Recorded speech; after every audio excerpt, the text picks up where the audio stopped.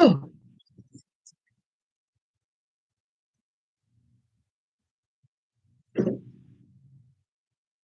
sorry, just yawning.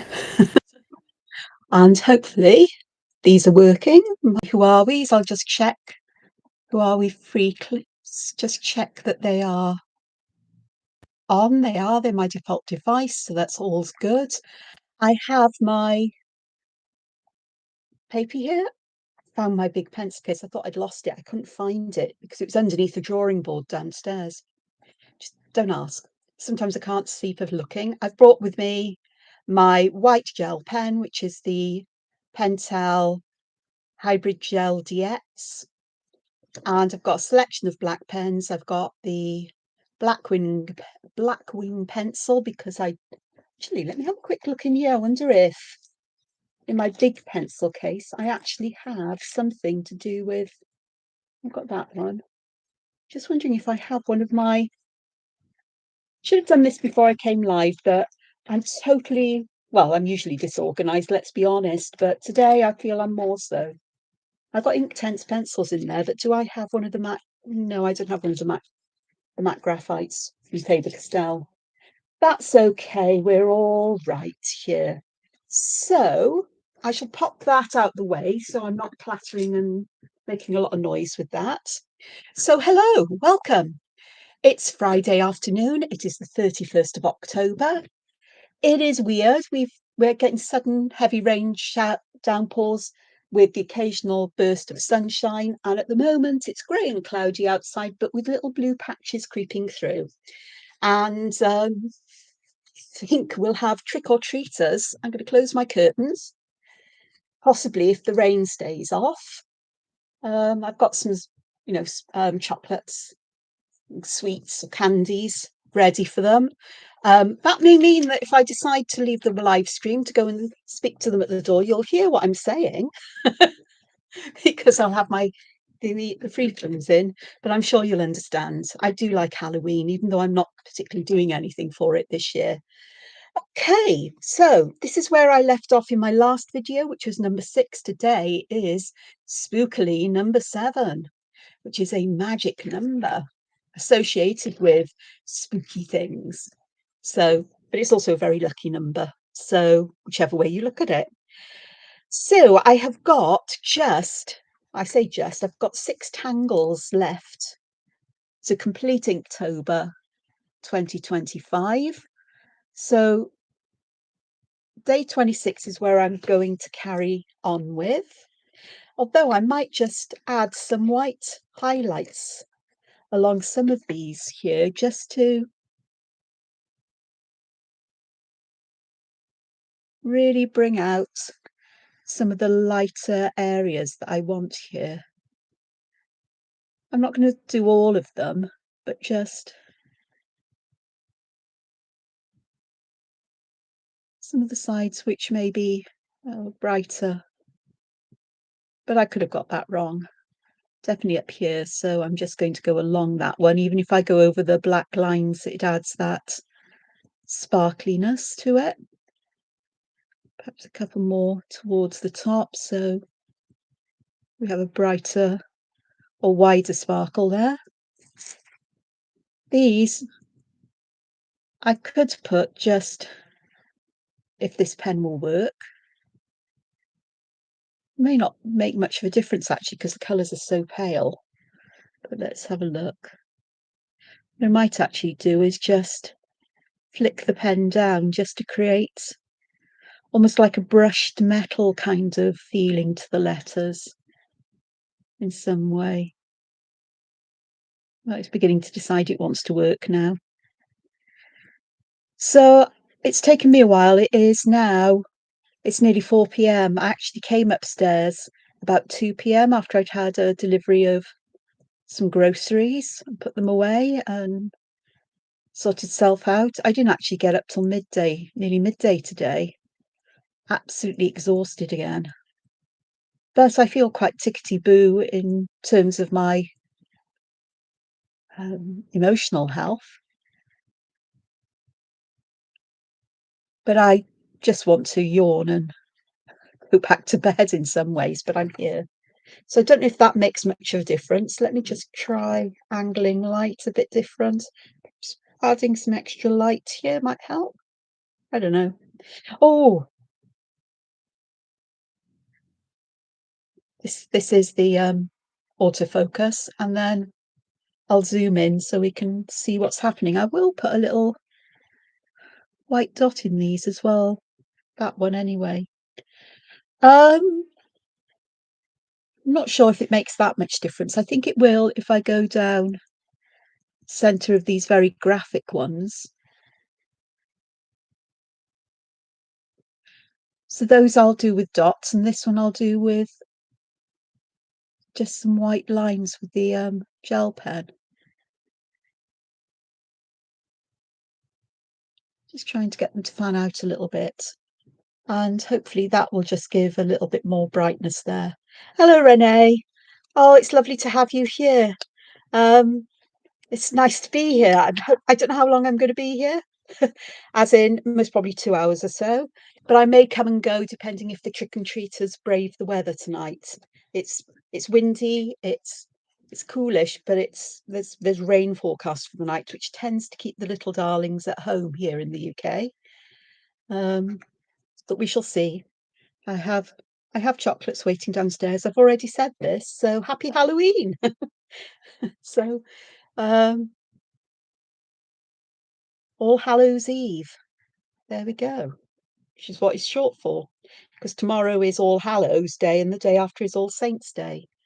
So All Hallows is about honouring those that passed, and All Saints Day is about honouring the saints, and in the Christian church. And then Halloween is the night before, which is when the spirits of beloved ones come back to visit their families. And but it's rooted in other tradition. I'm not going into the history of it because I get confused myself at times. Okay, let's move on then. Let's do tangle number 26, which is it's Owl Peak. That's another new one that's new to me. So that's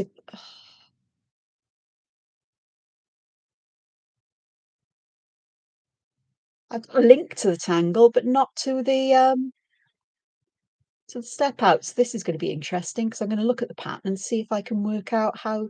I think I can see how it's done. It's Owl Peak, and it isn't yet another ribbon tangle. So part of me thinks it would be quite nice if tangles had been kind of organised into, sort of like muddled up a little bit more. But it is what it is, and you work with it, and I think we can always be. So I'll make this one.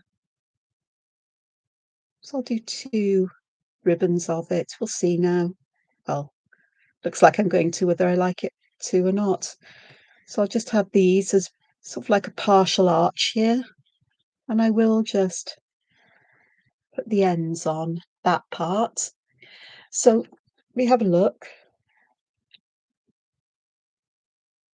I do need to split this up into sections, and the sections look a bit more rectangular perhaps, but I think it'll work no matter what. So I'm just getting these up. I'm just going to check that I'm still on in the camera's view. I am. And then what needs to be done is I'm going to put dots in the middle of these rectangles, roughly. Don't have to be exact. And then I'm going to draw diamond shapes or diagonal lines from those center lines up to where I've put the boundaries in, as it were. And then do the same for the bottom.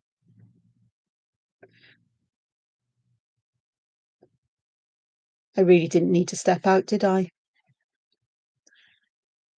So it's the same thing here. So it's from that center line, and we're just going to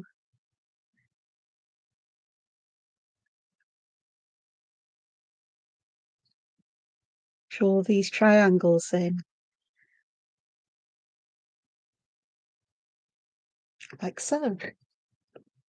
Now, one thing I haven't done, I've got very straight lines here because I've drawn the ribbon in, but the actual example I can see it's by Susan Yeo, CZT, is that these are actually drawn in afterwards as an arch. So I'll do that version afterwards. But these need something to fill in. So we're going to put, in this case, triangles in the middle of these here. So aura ring inside and here.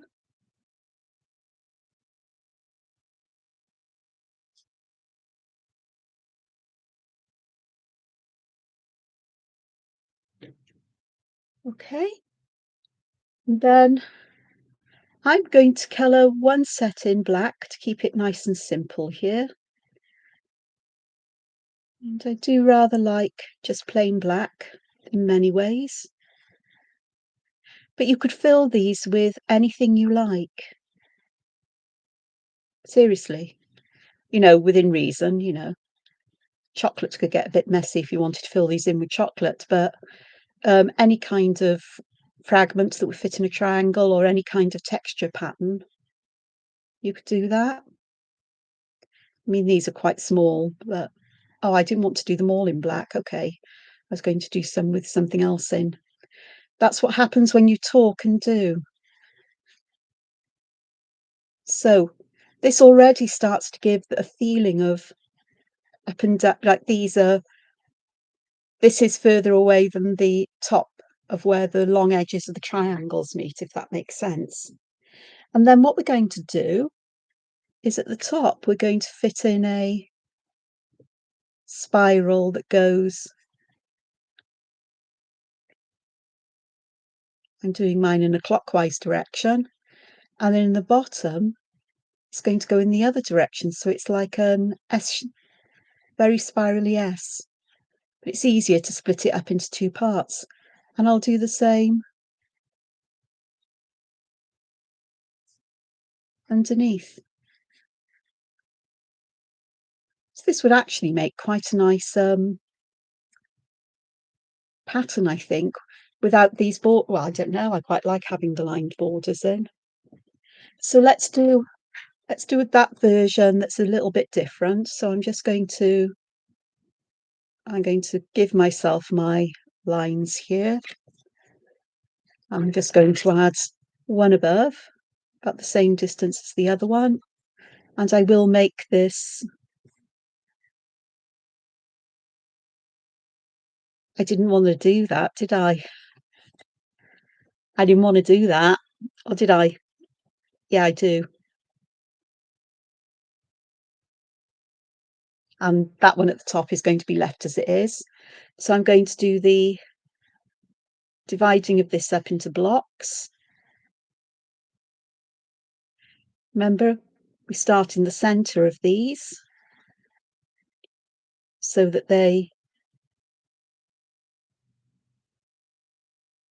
we get these diamond shapes, sort of like hugging the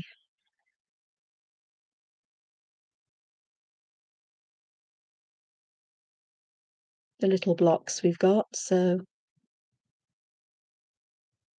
and then I can just quickly draw in zigzags like so. And no, I didn't want to put a line in there, did I? I didn't. Or at the bottom. I didn't. Okay.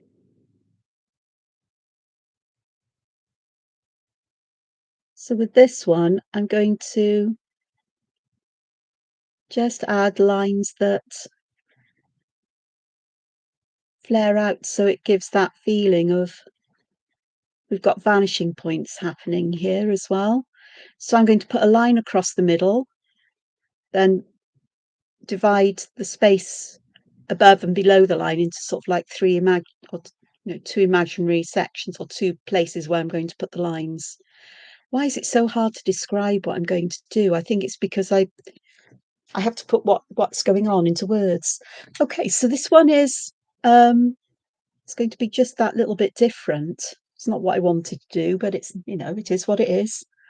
And perhaps instead of the spiral, I'll just add a little teardrop shape as a variation, perhaps. There. And just to help bring this out, I'm just going to add black to these sections. This is so small that with this quite broad pen now, because it's been well used, and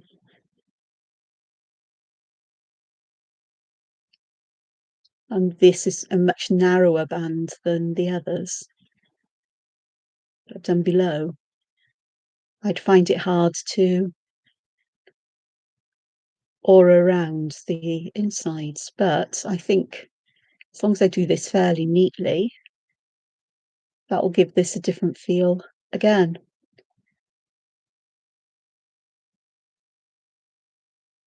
So we've got that. Do all the little black bits, don't I?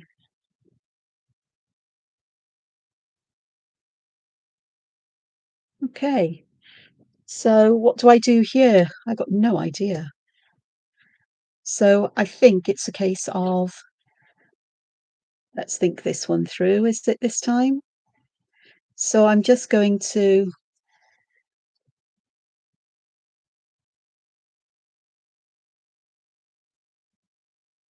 I've done it again, haven't I? Yeah, I didn't even, shouldn't have done that bit. Got it in my head now, haven't I? I really have. So I think I'll use some of these, whatever these were. Were they Kutubas? So I have got a Kutuba there, so perhaps I'll just add that here.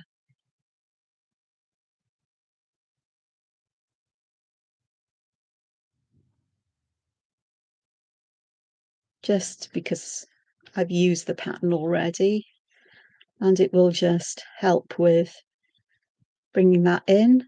And again, I'm just going to add a little black where these little V shapes are, just to help bring that pattern out a little bit better than it is.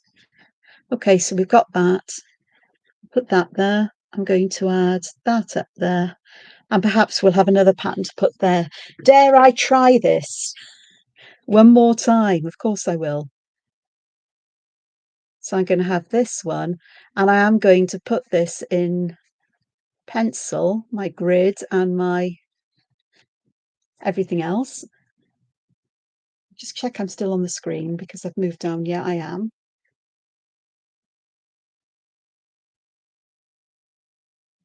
All right, so in the center, and then it's up to the line. This is going to be a bit of a wonky one because my lines here aren't exactly evenly spread, but that's fine. Embrace the imperfection. We are all human, and to be human is to be perfectly imperfect. So I'm now going to draw humps over these. Well, this reminds me of another Zentangle pattern. I don't know which one it is.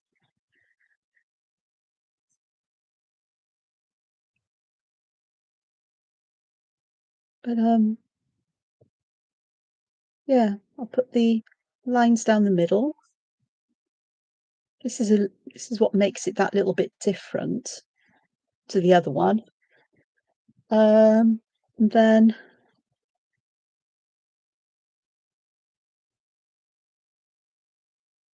this time I'm going to draw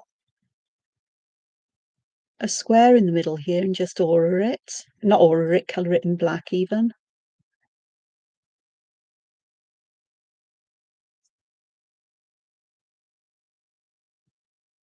Again, as a variation.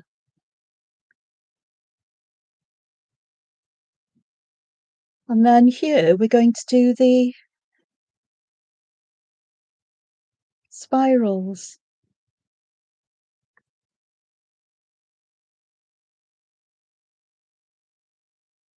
Like so. And then the other side, we go down the other way.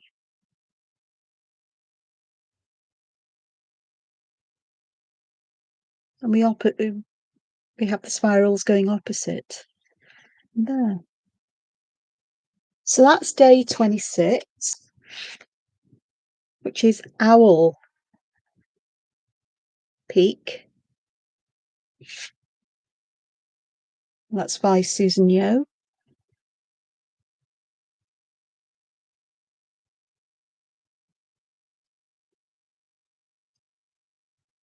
And the next one's day 27.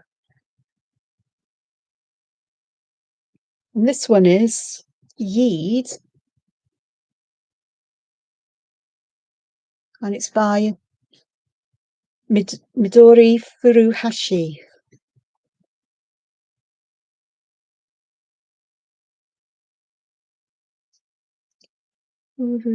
Yeah, I had it right in my head.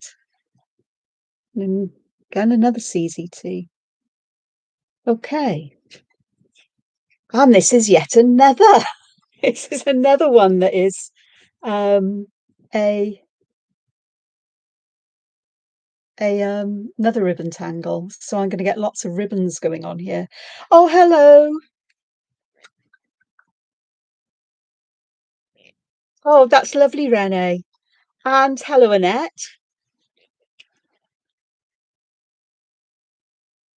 Well, I'm glad you're with me for the start of your day because I know that we're on very different time zones, but isn't that the wonder of technology that you can join me as you can, and if you want to continue watching it, the feed's recorded, so you can just dip in and out of it as you wish.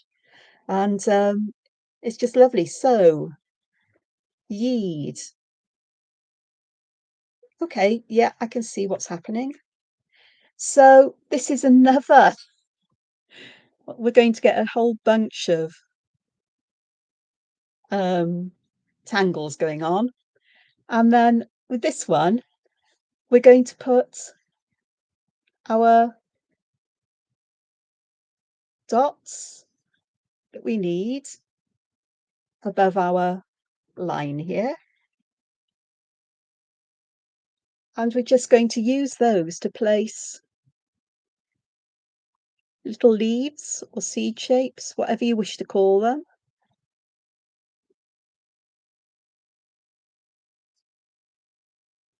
Like this. And I know there's going to be a bit of a one here. It's a bit thinner than the others.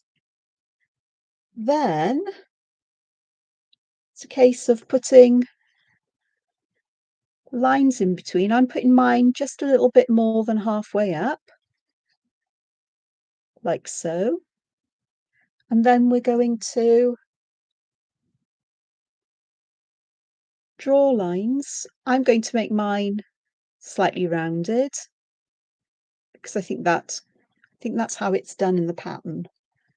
Well, it can be done, I think it can be done either way, straight or slightly rounded. I'm going with a slightly rounded because I think it goes nicely with the shape of my rather wonky seeds today. And I will put an aura under the bottom part of this as well, the proper shelf. And then we can do all kinds of things. I'm going to add an aura around the outside at the top as well.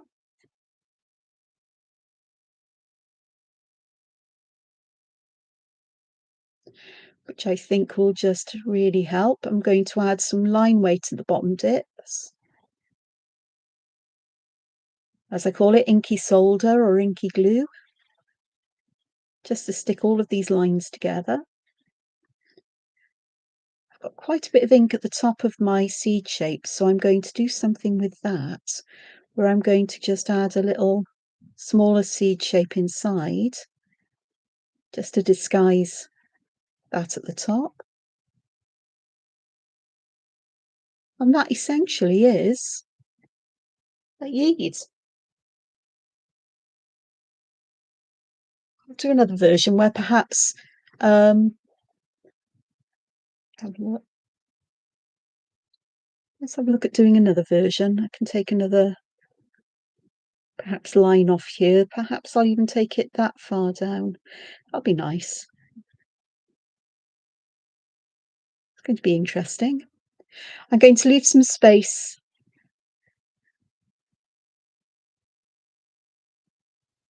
between the base of this yeed and the new one I'm going to do as I go back and just fill in some black where I've not done a very good job.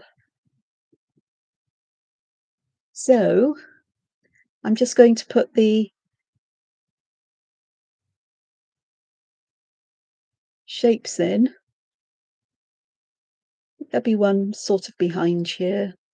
So, oops.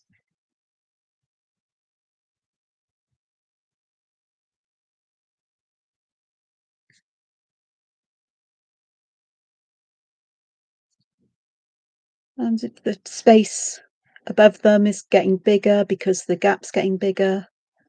I'll try and make these bigger, but I'm not guaranteeing I'm going to be able to do it.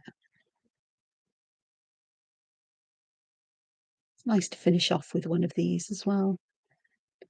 Okay, so this time what I want to do is I'm going to make those lines much shorter and see how it works with this now.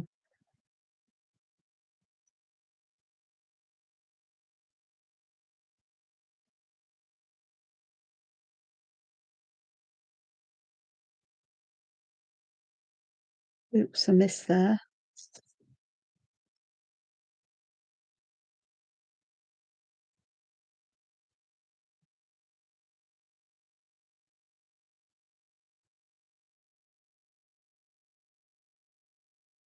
This is the kind of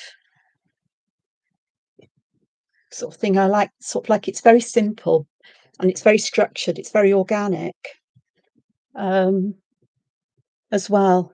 But there's all kinds of possibilities for what you could put inside these seed shape or these little seed shapes. These ones here, I'm just going to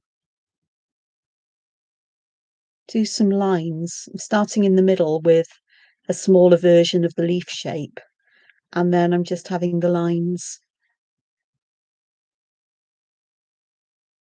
so aura, to fill in the space.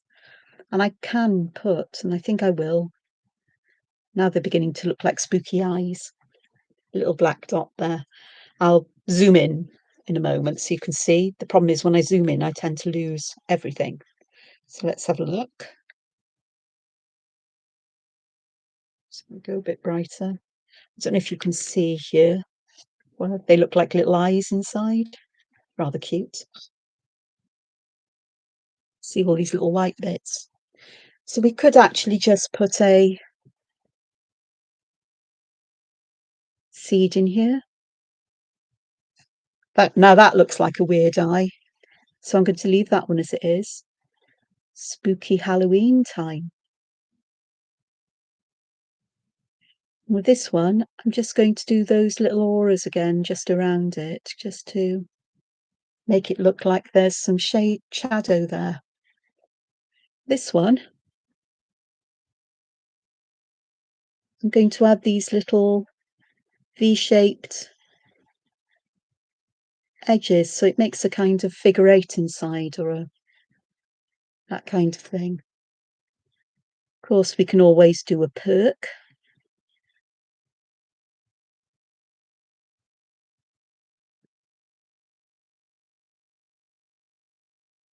Just adding little bits of black ink there just to add some shadow. Can also, they're big enough, you can aura inside, and you can, I mean, what can we do here? I'm going to fill this with tipple, so it's full of little seeds. And then this one, perhaps, I'm going to just create a shape that perhaps we can add some stripiness to it, like so perhaps. And then these little bits between, we could actually fill them in a kind of, it's almost like betweed, but I'm starting in a different way there. So I'm going from the point down to the bottom, leaving a gap there. From the other point, so I'm alternating from side to side, so it looks like we're weaving something together. I like that. Of course, we can just do, I'm going to put here some little beads on the top that I can then aura around.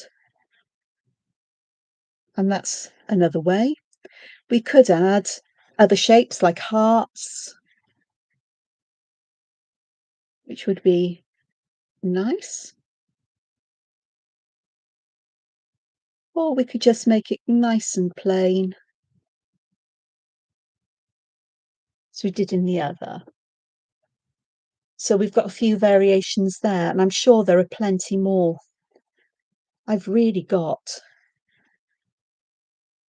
some interesting borders here and sort of like stacks of them. Looks like stacks of rocks. I hope I wasn't off camera when I did all of those. I'm sorry if I am. Can you see it's almost like a rumpled hat sticking out? So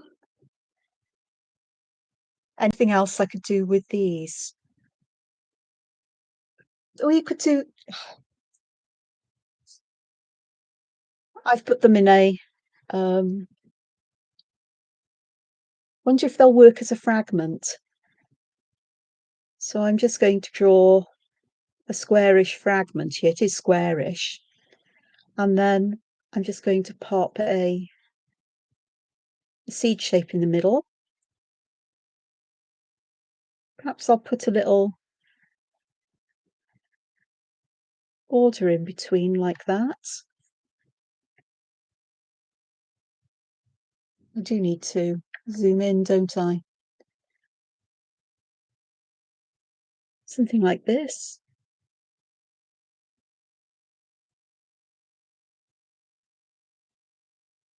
I'll just fill these corners up here with just lines on this one perhaps. And I will aura around my fragment because nothing finishes a fragment off. Okay, let's try another.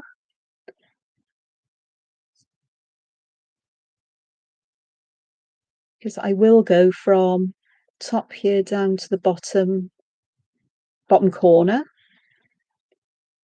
I'll pop my seed in the middle. And then I'm going to aura the shapes around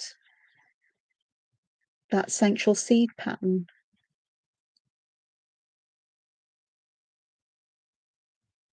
So that gives us something a bit different, and I'll just colour these in black just to bring that out.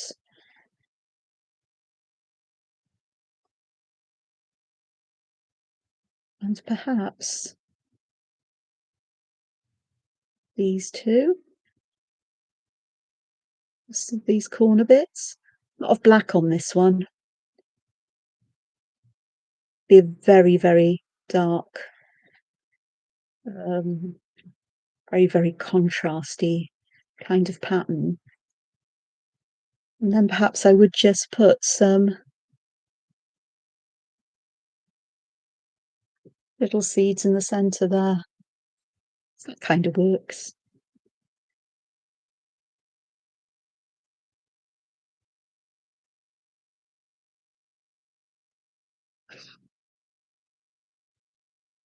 Just going to split this down.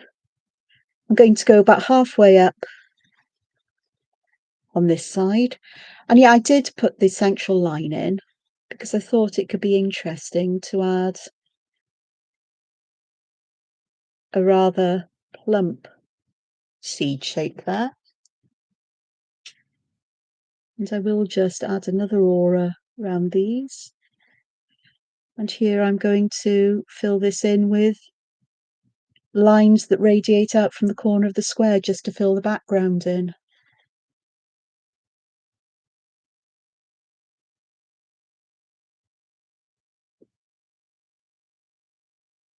Last one, I think, or maybe I'll sneak another one or two in. I don't know. So just do that shape again. But this time I'm going to make the lines very straight, very geometric. I will make my aura lines there, and I will fill this space in with black.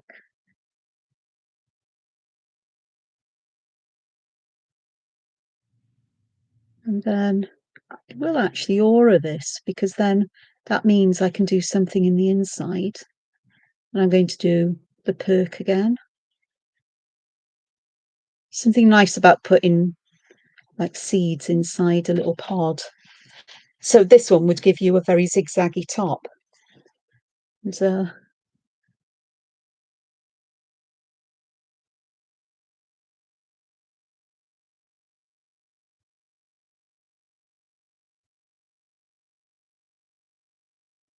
And there we've got one where it actually goes narrower at the bottom. We could have that going this way, that one going, if I take this down, over there. So I could draw them going around that square in some way. I'll see what happens. I might come back and fill these in. But I shall look now, because we're on to... I'm really rushing. I like this one. This one I think I could spend more time with. We'll go to day 28 and see what we have there. Oh, quandary. Ha! It's a filler pattern.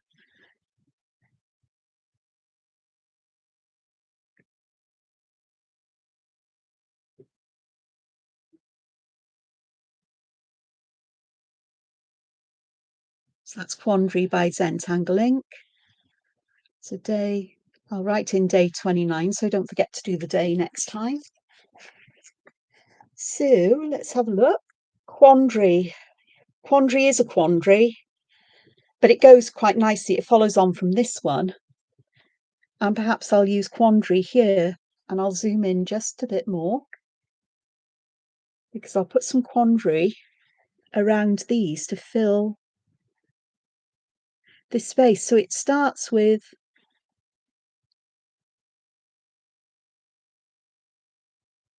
seed shapes that you organize. I'm going to do them as if they're just spiraling out, and you just have them joining together. Now, I'm sure there's a way you do it and you can count them. I'm no good at that. I'm just going to do it very randomly, because that's what makes sense to me. It's just a lovely kind of background texture that you can just pop in. Anyway, it's a bit like Tripoli. So you could almost build it up in the same way I do Tripoli, which is by using parallel lines to pop these in and around.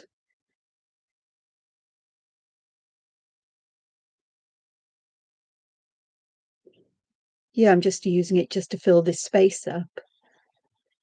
So I'm drawing them quite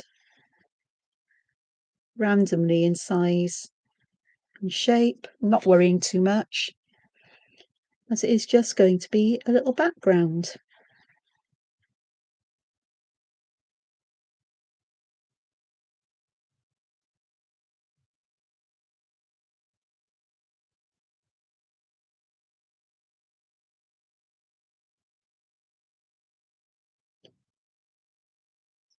So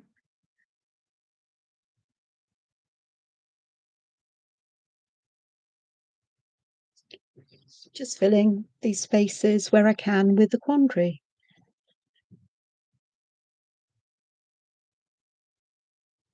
If you're in a bit of a quandary, you're a bit puzzled, I think, or you've got a bit of a problem. And this is kind of like a puzzle. There's my quandary. So that worked out quite nicely, that it's filling that in. What I might do is use a metallic gel pen to perhaps fill some of those in. We shall see. But I'm sure that quandary works. It's just taking a shape that you can use. So I'm sure that we could use it with other kinds of leaf shapes, or a more instead of perhaps a um, such a pointy leaf shape, we could just use little lozenges, little long thin shapes like licorice submarines. I don't think they'd be a candy, a sweet you'd have in America, but over here it's sort of like long, round pieces of licorice which are encased in a hard sugar shell. So I think these are more like grains of rice than the other one. The idea of building it up is exactly the same. I'm just adding the torpedoes, the licorice torpedoes, where I can. So these can all form a kind of network, a grid work. I mean, some might end up a bit pointy, but it's the same kind of idea for the quandary. And yes, they are going to end up looking like, a bit wobbly wonky and weird looking, but I'm fine with that. Because I do sometimes think the personality and the charm with which you create art, whether it be Zentangle or anything else, your personality shows through in the ways that you draw your lines, how perfect or imperfect they are. It's all about the character, your personality, the way that you like to create. You're sharing yourself with the world, and it's you. If we were all perfect, everybody would be identical, and what a boring world that would be. That's probably an easier one in many ways. So perhaps everybody would get along and look after one another, unless it was a world full of psychopaths, and then that would be really not good. But then if everybody was the same, I don't know. I'm rabbiting on here, so less rabbit, more quandary. And I think I just put a quandary in place there with if everybody was the same. Psychopaths and narcissists. Oh, good gosh. We don't want a world full of people like that, do we? Well, the malignant ones, the ones that cause problems. Although the non-malignant ones can, but there's degrees like everything else. So I'm just going to fill this up here as if I've just got the end showing through. And then I'm going to carry on, but this time I'm just going to do very small ones. And again, it's just a case of thinking about where I can get them to fit in and how to make some kind of regular pattern. I'm not going to go any further than this, I don't think. But I will just do some little ones in here. And I've done rounded ended, like lozenges or rectangles down here, like very narrow rectangles. But you could do ones that have got very straight ends that curve in, so we could have some. Let me move my mouse out of the way. That might help me move my paper a bit better, my mouse mat. I've got some space here. So I could have a quandary made out of very thin rectangles with the end sticking out. Now this is very randomly scattered because I haven't got the space to make things all that neat. But I could use ones that have got the ends in. instead. They look like little tickets. So start with a little semicircle, end with a semicircle, and join the lines together.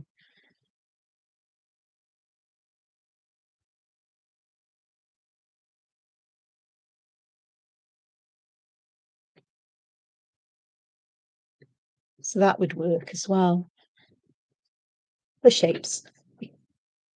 Triangles would really be a triply situation.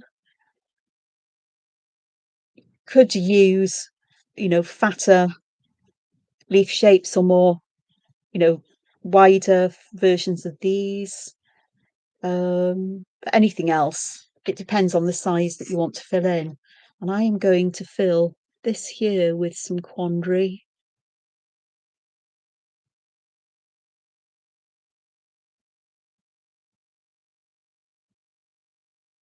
As well.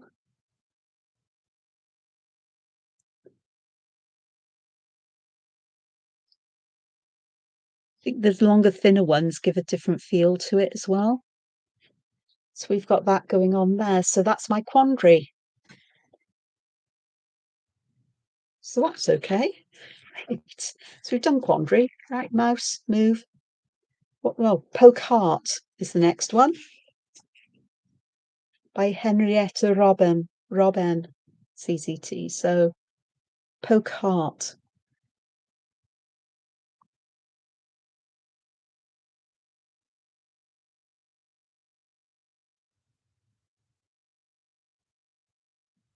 Henrietta.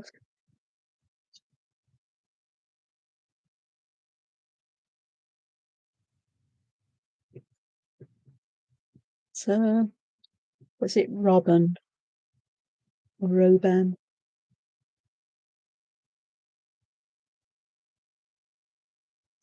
So that's day 29. Oh gosh. No. 27. This is day 29. I've miscounted somewhere. Okay. We've got 2 day 29s, but I don't know what I've done wrong. Oh no. Yeah, day 29. Day 30 next. Okay, come on, Angela. Ooh, upside down. Right way up. Let's go and have a look at this one. Have we got a step out? This is the question. We do have. There we go. Right, so I'll do some poke hearts over here. So let me just get myself. We'll zoom out just a little bit because it gives me a bit more space to do things. So let's have a look. I'll start by drawing the first step here, which is, let me just turn that round a bit so I've got this way. Yeah, I'm definitely still on in camera here in view. I'll go up here so I've got a bit more space there. That'll be better, won't it? Right then. So we start by doing this kind of shape and then another one on the other side. It's like a bracket, isn't it, that you'd find in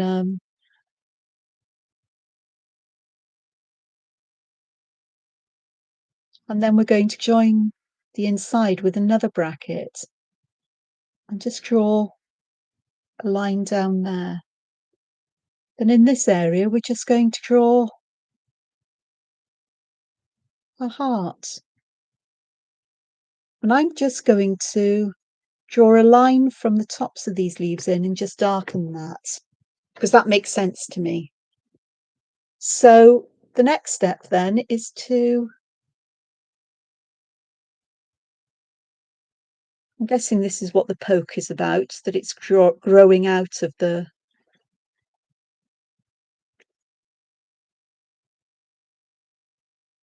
poke, and then we'll have the heart here. Again, I'm just going to add that darkness there as if the leaves are curling around, that it's part and parcel of the heart itself. Let's not forget to put that in. And of course it means that we can also add them in other ways. Let me just check I'm still on screen. So I've done some big ones here. So here's where my heart is going to be. And then you just go there, that little bit. So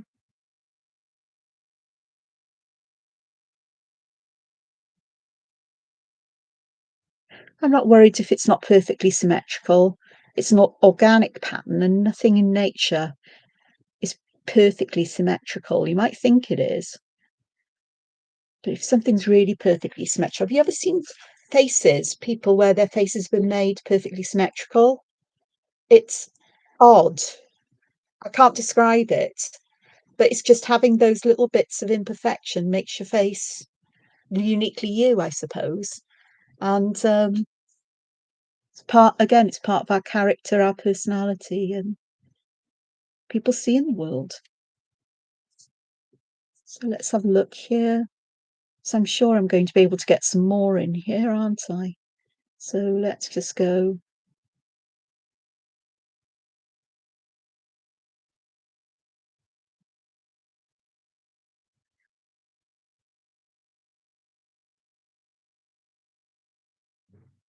So we've got one hiding behind that one. And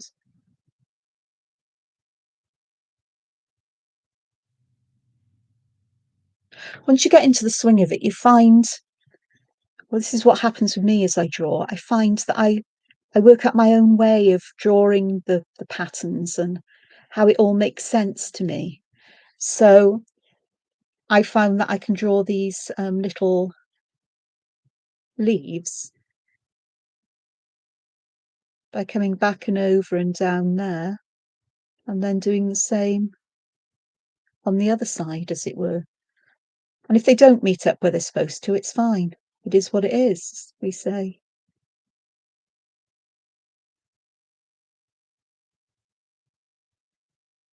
But it's still perfect, even in its little bits of imperfection.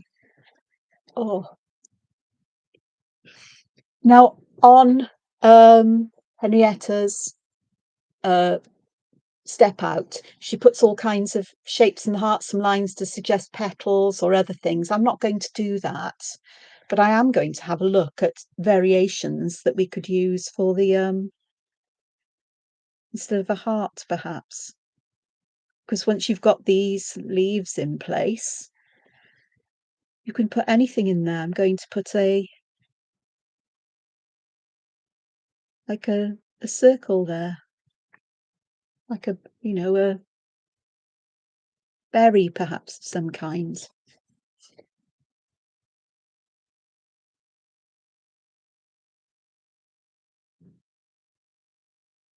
And I'm going to have very thin leaves here that aren't as pointy, where perhaps instead of a heart I can put something like this, which is more like a flower. I'll just pop that in as well, because why not? I can stretch those down to create those petals and a little bit of line weight there. It'll work in the same kind of way.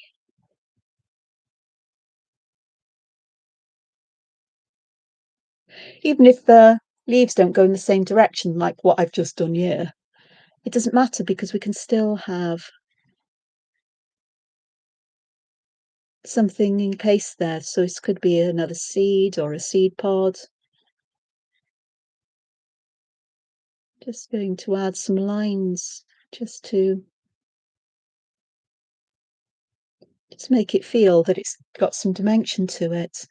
And perhaps I could even make the black lines thicker as if we've got striping happening.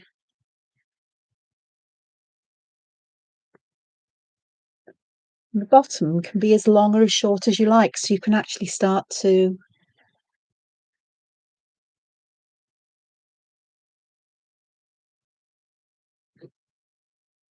have them like they're forming stems. This one I'm going to put something that could be like a bud, like that. I do like organic tangles, you see. Anybody who knows me knows that this is true. And this one has a really kind of cup-shaped top to it. So I'm just going to put a little cone-shaped berry in that one. So I'm growing a plant here full of variants. Let's see what happens if I do one of these thinner ones here. Perhaps I'll have one coming up here.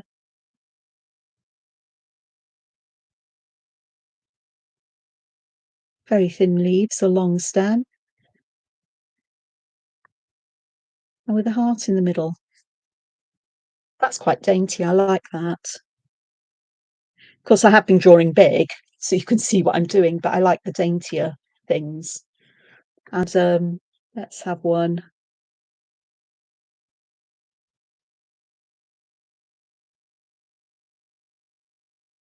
It goes here, just like so. Overlapping as well.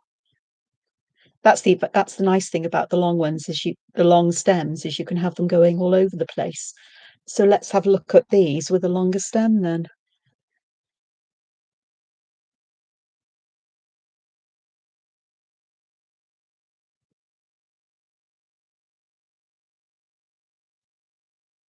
Like so. Bit of a wonky one. Again, we can just put the top of the heart in. And we've got that longer stem, so they're not quite so stacked. The choice is yours, really.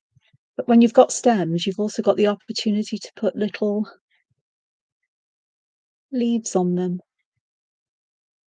So it's about adding those extra you can with these in places. This one would be lovely for adding some leaves to it as well. Okay, let's do another couple because we don't just have to stick to very organic shapes.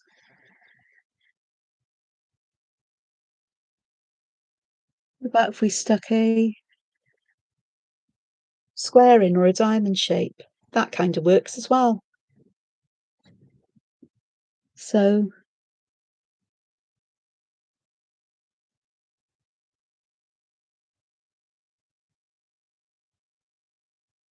lumpy bumps as well if you want.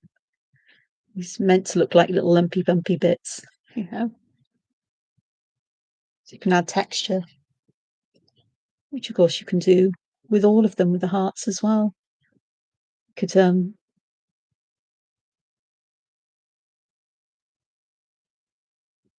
aura the hearts.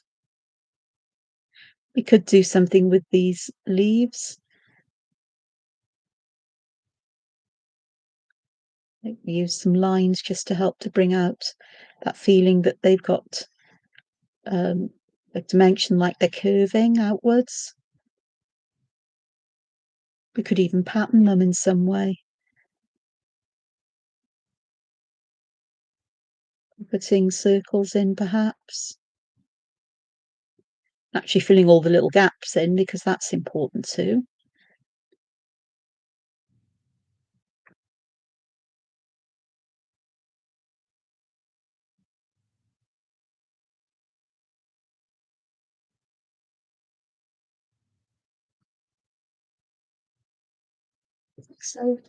So it gives it'll give things a different feel.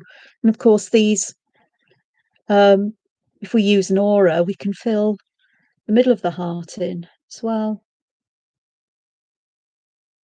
So I'm just using curved lines that will go up and match the curve at the top of each lobe of the heart, as it were. Again, just adding some texture and something a bit different. They really do look like eyes there. They're looking at me, they're staring at me, but I do love them. So,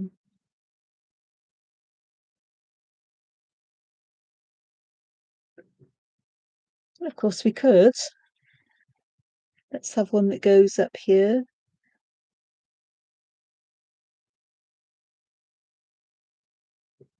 And I'm just going to fill this with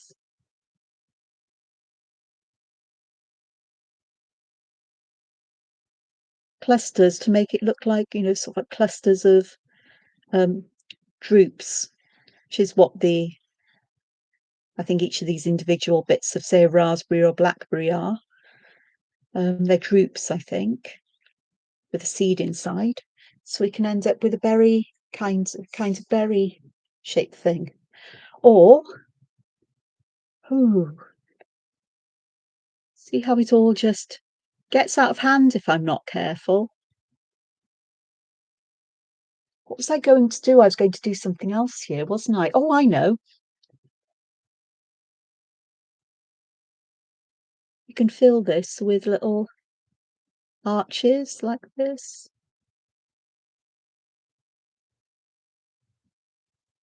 Perhaps a little bit of there like that.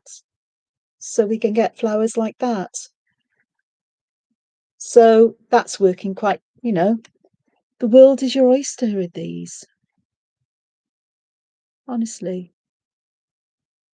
I think I might I'm enjoying it so much I'm carrying on because my brain goes to, well, what if you try this one? So I'll go, okay then.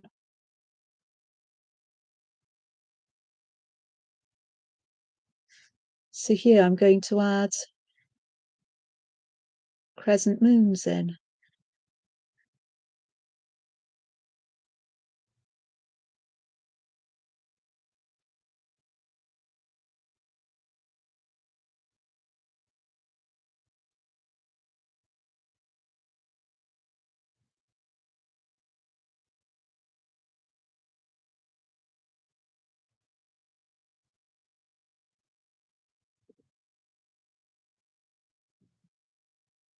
Like this. So it's different kinds of thing. It reminds me of medieval flowers or possibly William Morris as well.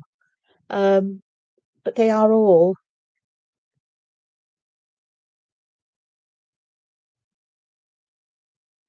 just lovely to be able to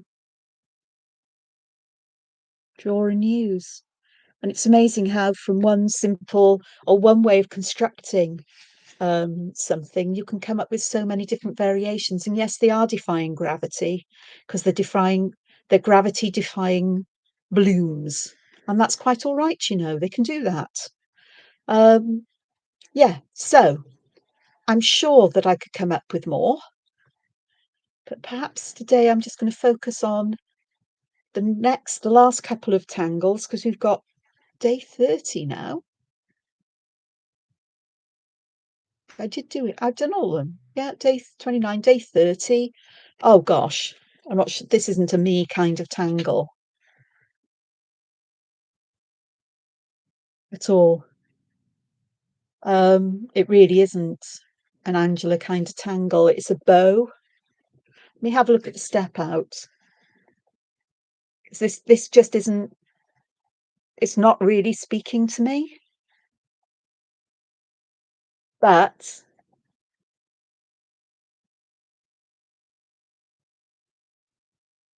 step out could be interesting.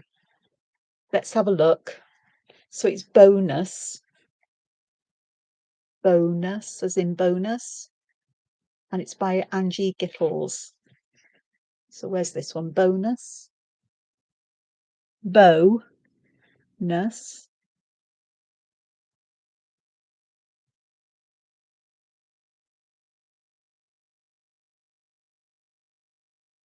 CZT.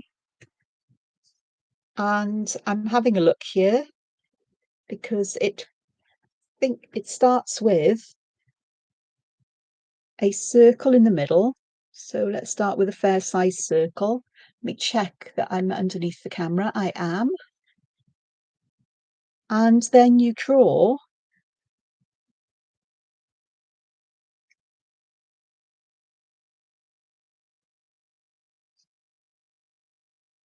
seed shapes again. 6 seed shapes roughly. Well, I mean, you're never going to get them perfectly equidistant, like so. And then you need to go on the right-hand side of each of these, just following the line around and just drawing a little line that comes out, like so. And then you go, okay. All right, I can see what you've done. So we're making a kind of like a line to connect these to the top.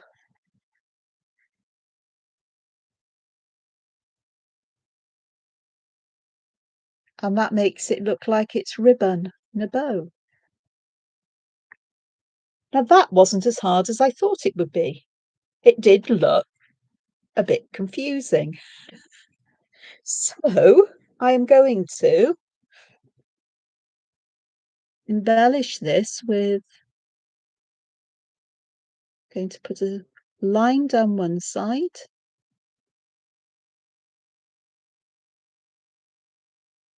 I'm going to put a center here. And then I think I'm just going to take some lines going this way. I don't know why I'm doing this, but I am.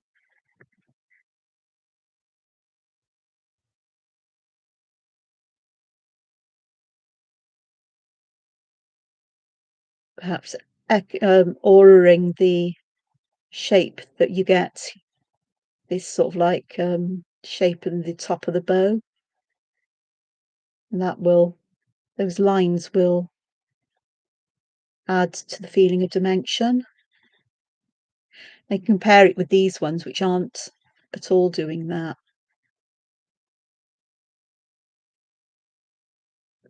Which leads me to think these could be fun to fill with diva dance, but with auras on both sides.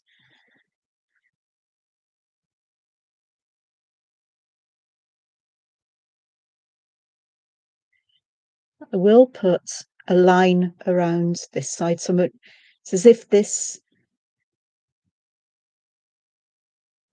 carries on, but on the inside of the ribbon as it comes around. I'm just going to fill these centers with just black, as if there's shadow there.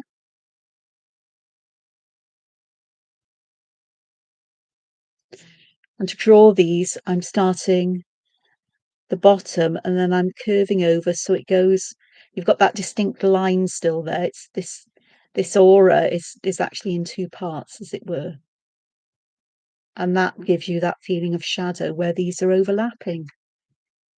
I mean, obviously you could put an aura on the other side of the bonus as well.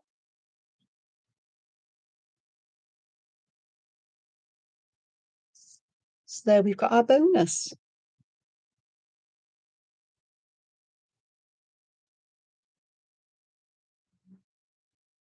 There is a straight edge variation.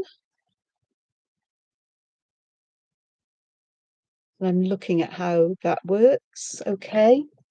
So again, it starts with this, but instead of having seed shapes, you are having these rectangular shapes.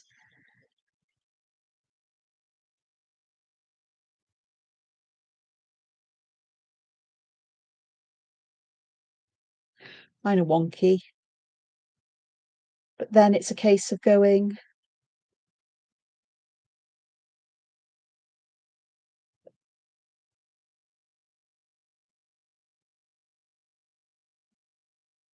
so I'm drawing from the top horizontally and then down. But it's always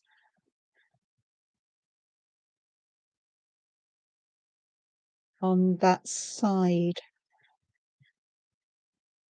It's quite interesting. So you could do a square one. By that side, what I mean is I'm always drawing these to the left of this the starting rectangle. I'm sure this would work with any numbers, a number of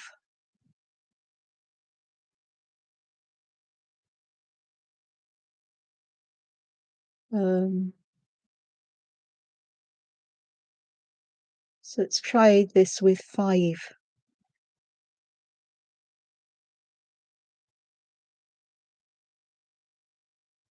seed shapes. And you remember on the right hand side, we're just bringing a curve out.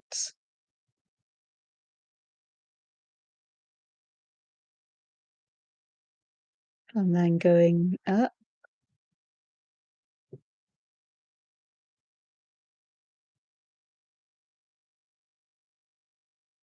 Like so. So we've got the bow there, which is working. So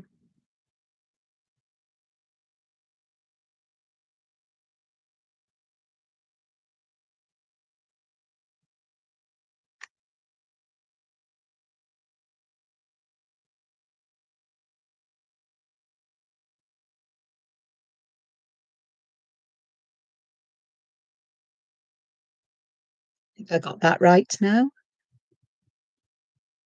So there's 4 there. And this one, it's a variation that she has. Got to work out how this works.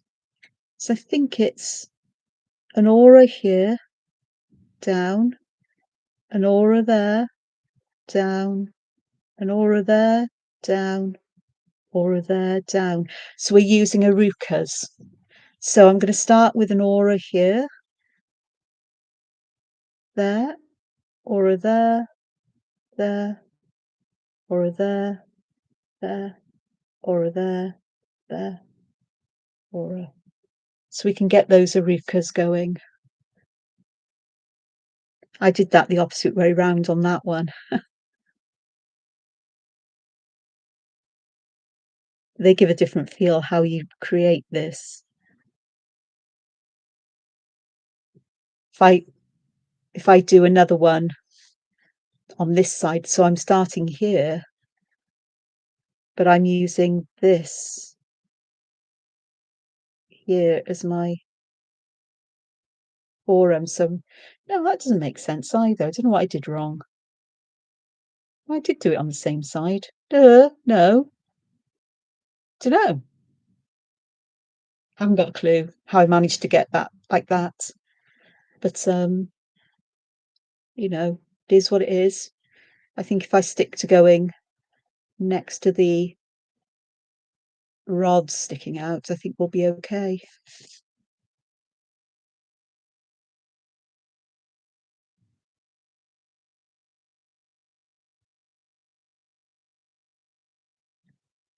Just like that. So there we go. Let's have a look and see if we can do I think with this one, I might just have perhaps some circles that go down in the center here.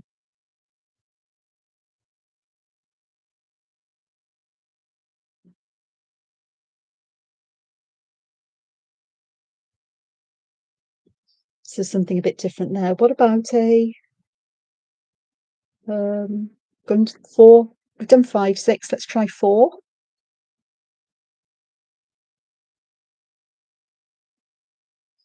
So I'm going to use the propellers.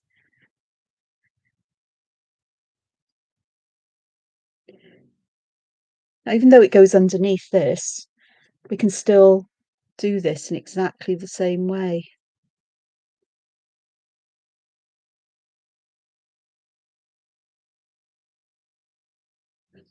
So I'm taking these lines up so they're almost the same, they'll be the same distance away from the center as the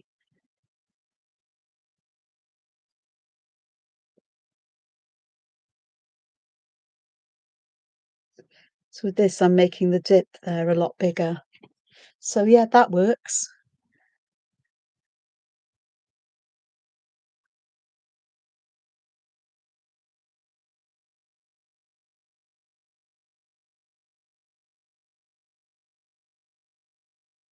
So that works as well. So it's just playing with them really and seeing what patterns you can create in these. The more you draw it, the easier it is. I can say that much. So I'm just going to put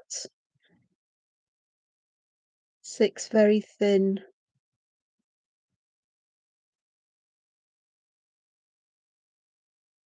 lines, but you don't really have to count them, do you? Let's be honest. And now I know what I'm doing, I can actually sort of like go across and create the ribbon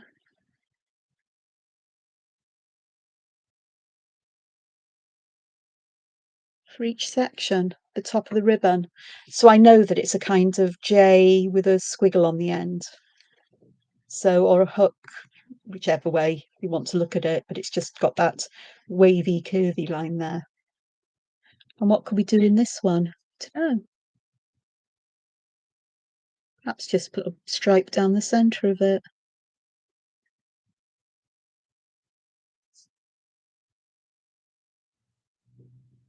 These are beginning to look a lot more like flowers in some way, as well as bows, so you could use them as flowers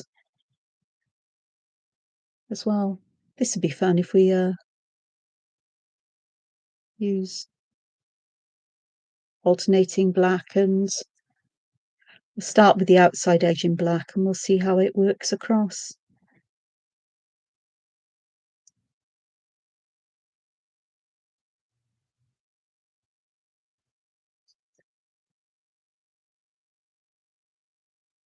Which is very graphic.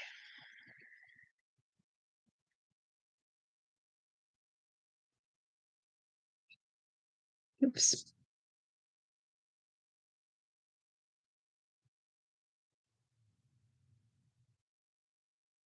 There we go. I'm just wondering about any other shape that we could use for the bows. So let me just go back and let's have a look at perhaps I think 3 of them would be awkward or wouldn't look quite right. You could if you wanted to. I'm doing 5. So if I do my bits going up, perhaps I can do a sharper loop then.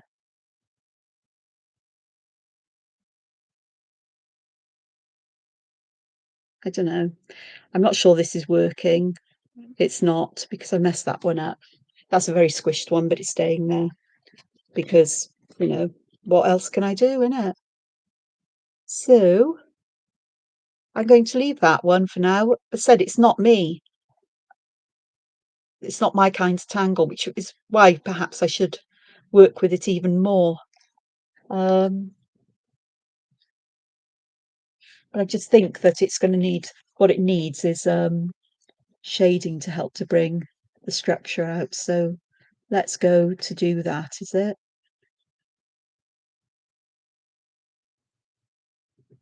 So where's my dewberry?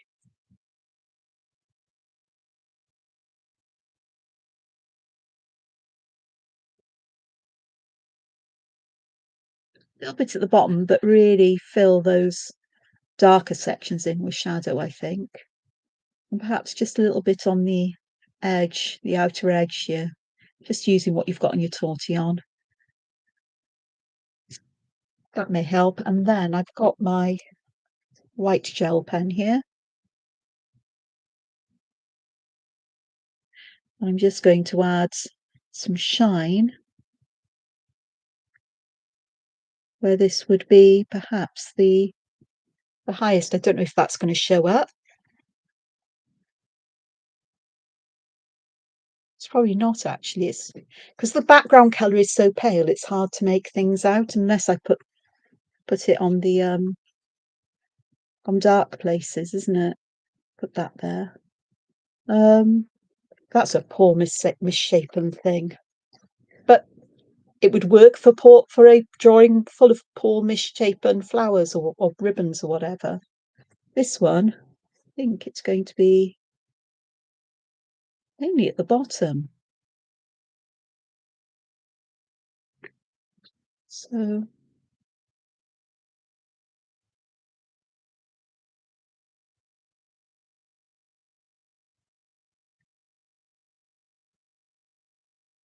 maybe a little bit at the outside edge. What I think is that these little bits that would have been sort of like the where the ribbon folds over and you've got that gap between. Perhaps if I just hatch them in, not as starkly black as the lines down the middle of the ribbons, that would work perhaps a bit better. This one's interesting because I've got these arucas going on. Weird arucas, but they are arucas.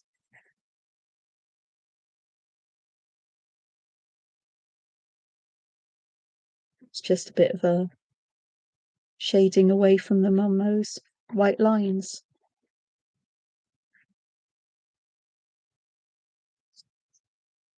And here, oops. I've got some places here where they're overlapping on this one, so I can add some shading where the overlapping is. Where one of the one of the layers of bow, whatever I don't know what to call it. One of these folds, they overlap. Not sure if that does anything for it, but these are going to be interesting because we've got the dips down the middle well, all but one of them.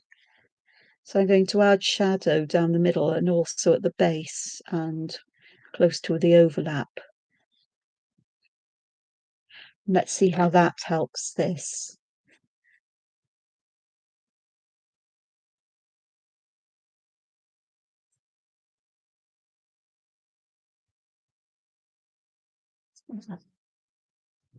So yeah, do one more here just to finish this space off and see if I can get it to connect to the others.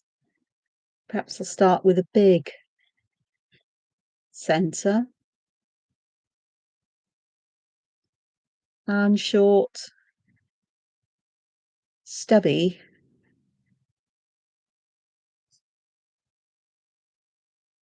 little folds.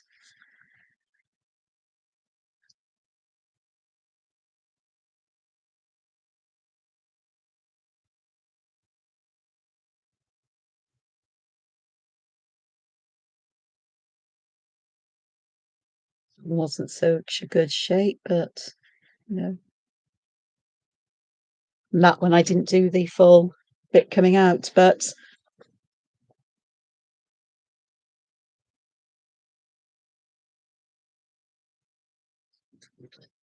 so I'm just going to add some shading at the base of these to begin with. I'm going to do something different in those spaces where I am going to use stippling instead of just colouring it in. So you want lots of dots close together where it's darkest and then just allow them to get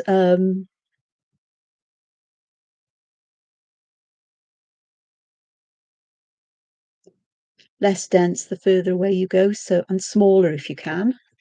So you just get the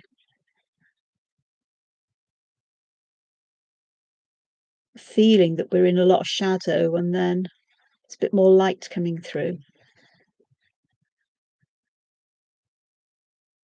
And the darkest area will actually create a kind of seed shape up against the edge of the top part of the ribbon. So I'll sort of like to show you where the darkest edge is so you can see where the darkest part is. It's under there, and then we just need to make the dots lighter and smaller if we can. And that kind of works. I think here I'm just, oh, we're going to have an eye. There we are. So that kind of works as well. Okay, I'm on to day 31. I've nearly done. And I think this one is another newish one to me. It's I Does. It's by Zentangle ink. So I'm going to have a look here at the step out for sure. because I don't know this one, I don't think. Okay, so I'm going to follow their step out and see where it leads. Okay, as I said, this one's new to me. And what I'd like to do with these ones is to have some kind of ribbon, perhaps connecting them. So there was a ribbon, there was a border pattern, a ribbon pattern that we used earlier on in Zentangle that was called ribbons. And that's exactly the one I'm going to use.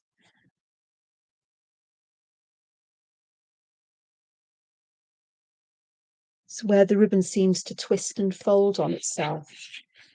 So before I start the eiders, so I'm just taking this around and seeing what happens.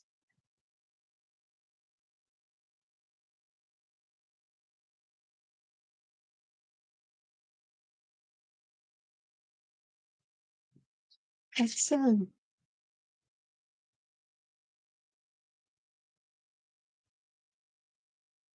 So again, just going over and starting here and just bringing that out.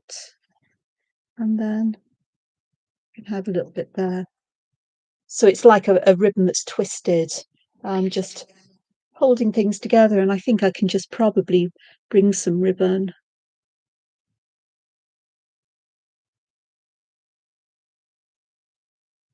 through these areas as well.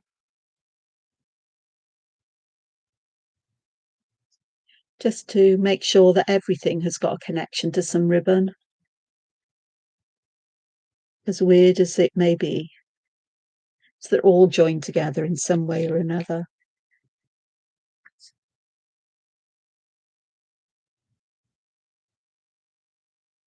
There we go.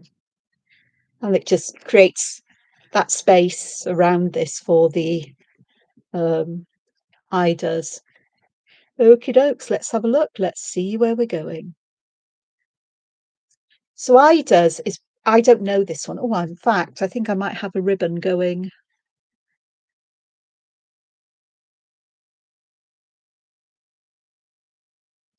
here, as if this one here is going underneath this one.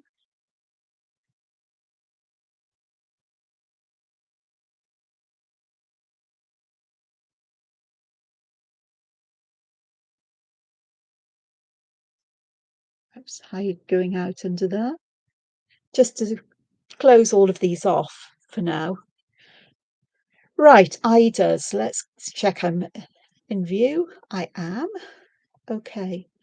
Eiders starts with a teardrop shape, and then you draw another one that overlaps it, and then another one that overlaps those in some way, and then a fourth one, which you may not see going underneath. So some kind of arrangement. And then we're going to start from the top of these and just draw a line down, and we're going to go around and do the same with each of these teardrop shapes, like so. And then I'm just going to make them rounder at the bottom. Oops, wrong way round. Exactly. And then we go from the other side down. So it's a kind of weaving pattern as well. Like so. And just fill those in with some inky glue. Okay. And then we carry on doing this. One side, starting with the left-hand side.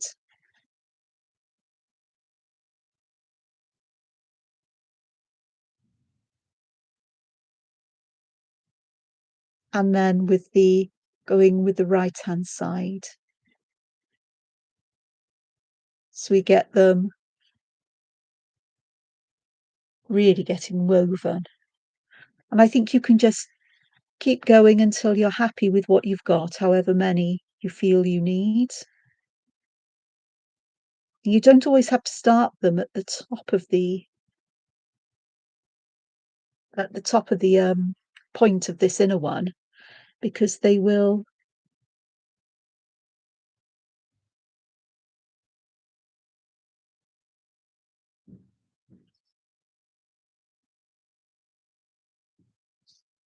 just come together. I think that one is most probably what it's going to be. I'm just going to go and round the ends of these off.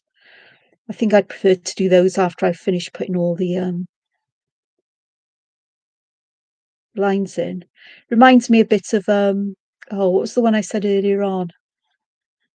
The way we're weaving things back and forth. It's like oh gosh, it'll come to me.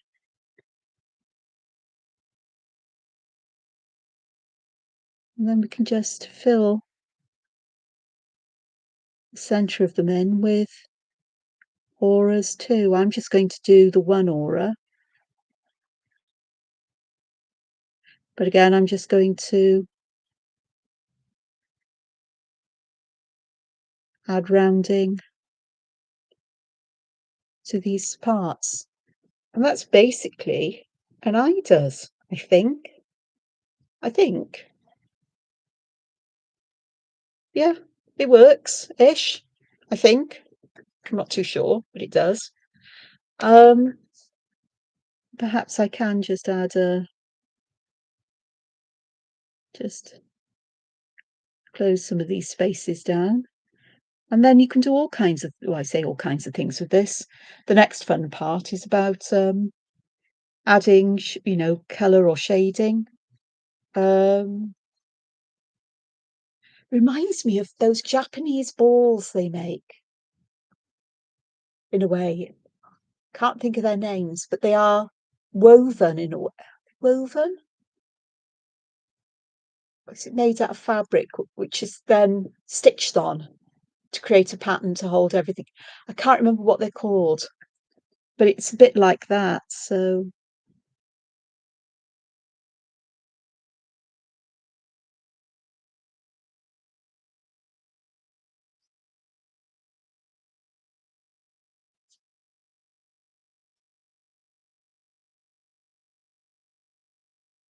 so that's one. And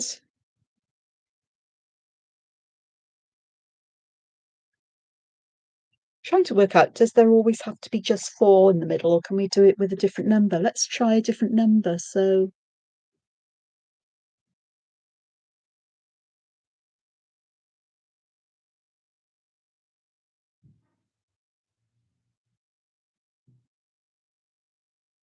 we try this one with three. I like things that weave.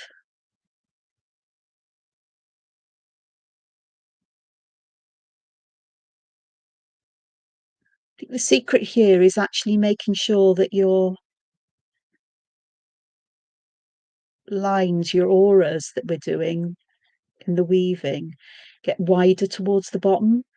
I'm not so worried about where they start. We've got fireworks going off now. Happy days. They'll, I can hear the poor dogs barking somewhere. So it's upset them. Big bangy fireworks. We'll have this now. There's been fireworks going off most of this week around me because it's half term and Halloween coming up. But we have a celebration or a special day in the UK. It's not a bank holiday, like a holiday day, but it's one that's been observed for a couple of hundred years or so to celebrate the failed attempt on blowing up the Houses of Parliament by Guy Fawkes and his mates. And so it's quite a tradition to set off fireworks and to gather to watch a firework display, the explosions and things like that. And it's more today. It's really only referred to as bonfire night. But when I was younger, it was always Guy Fawkes night. And one of the traditions used to be for children to take a guy, which was basically um, some old clothes stuffed with straw or something flammable, to around and ask for a penny for the guy. Um, I don't think they do it now. I don't think we have the big bonfires we used to have when I was little, anyway. Mainly down to my brothers who would, and their mates who would spend weeks on, sort of like some school summer holidays would finish and they'd start accumulating stuff to build a bonfire with. How they never managed to burn down rows of houses was beyond me. But they did. This isn't an easy one to do. I'm not finding this easy to do at the moment. There's another big bangy firework just gone off.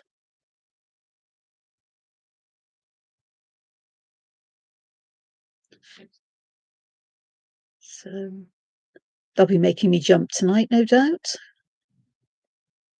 I'm not really doing a very good job of these, and I don't know why.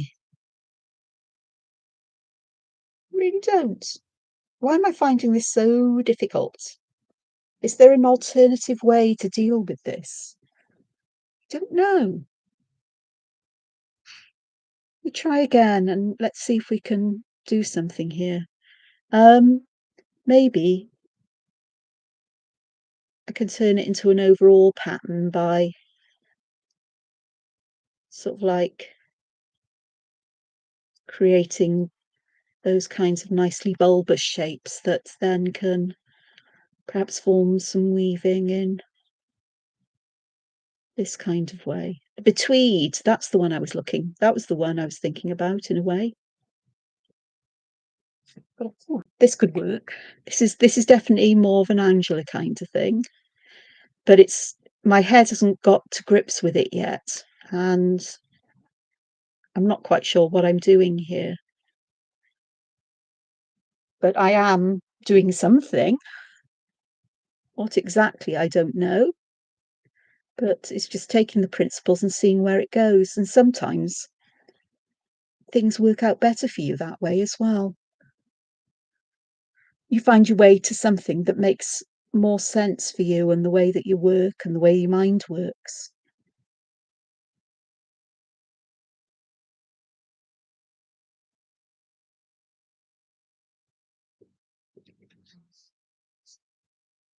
So let me have a look. I can get rid of that. I can close down my Inktober Tangles. And I will zoom in now that I can see my screen, and let's see where this takes me today. Because I've got time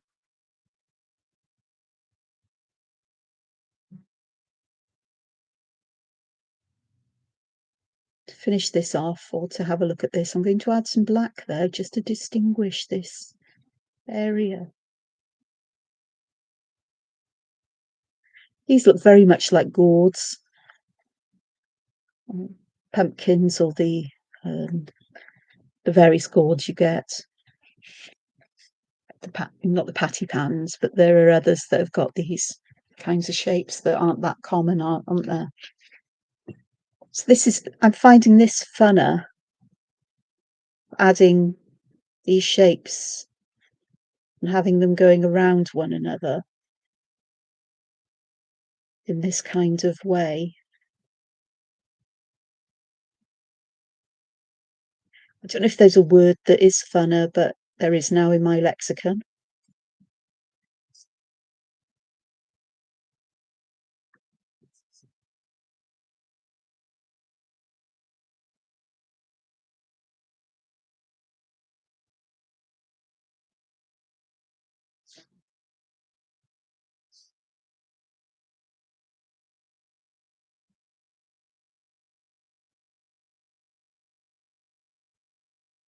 So I'm looking forward to a nice, quietish night in. A bit of peace and quiet time. I took a meditation class last night and it was lovely but tiring. I did want to go and do some grocery shopping before I came home, but I didn't. It was hammering down with rain. And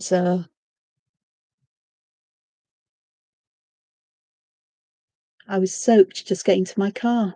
So I thought, oh, let's get home, get in the warm, get dry. But I had a delivery.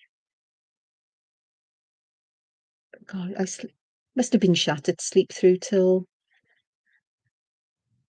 nearly midday today. So this is more me. Sort of like started with the idea, and I've got these shapes that are like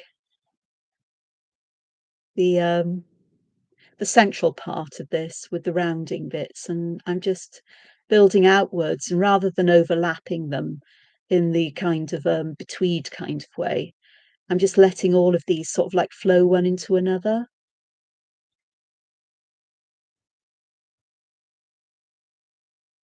and to become bunched together. And really am enjoying this. This makes a lot more sense to me. And it may not be constructed in the same way. My head couldn't grasp it, or I'm sure I have, but expanding it and taking this to work with these shapes in a different way is really quite a lot of fun. So I'm now starting by putting a spiky bit down. That one perhaps could be split up. It's looking a bit.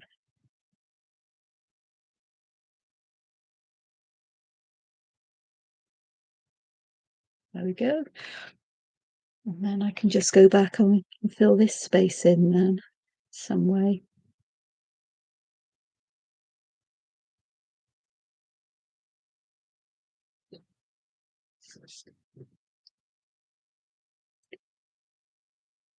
Just thinking then about how I found this difficult, even following the deconstructions, the instructions and step outs, um, and how it's just turned into something different with me. But it's most probably got the same kind of look or feel about it in many ways.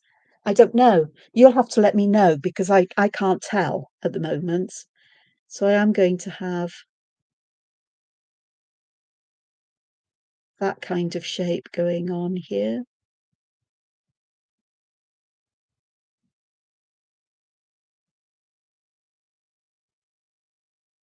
because I can, because sometimes you just have to go with what you think is right.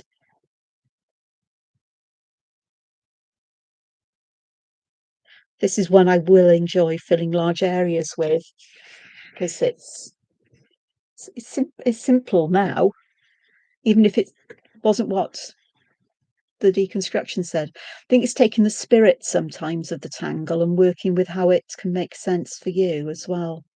And there's always variations that can be done, and there's always a suggestion. There's no exact way of doing it because I've come across plenty of tangle step outs that haven't worked for me or I found really difficult. But as I persevere, I eventually find a way that I can make it work for myself that makes sense in the context of what I do or how my brain works. And I think that's perfectly fine because it's a part of self-expression and embracing who you are and understanding that we're not all the same. The same way for some people, it's easy to say bake a cake, and for others, they would struggle for eternity for whatever reason. There's no point asking me to fix anything because I'm more likely to break it. Anything mechanical or electrical, don't ask me. I once took plugs apart in my family home for a homework project, and nobody could get them back together again. So I've got no idea what I did, and I kept all the bits together that should have gone together. So I was banned from doing anything electrical, messing about with things, told to ask. I'd only been doing my homework. Perhaps I'd taken it all a bit too literally, maybe.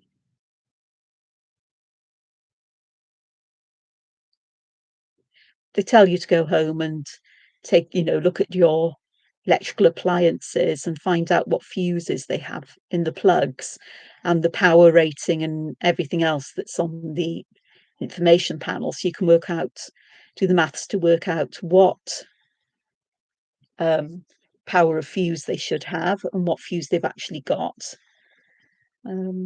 Well, that's exactly what I did. My father quite happily said, "We should have bloody asked. Should have bloody asked. I'd have told you. They're all 13 amp." I said, "You can't have all 13 amp in these. It's dangerous for some of them." Well, they'd blow all the time. No, they wouldn't. You're putting us in danger of having a fire or something worse.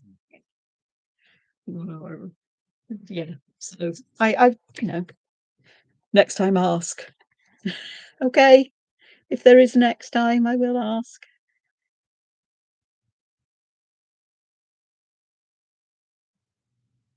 I wasn't really in much trouble. I think my dad did get, well, he did get everything back together afterwards, but it was a bit of a struggle because I'd done a really good job on doing whatever. I don't know.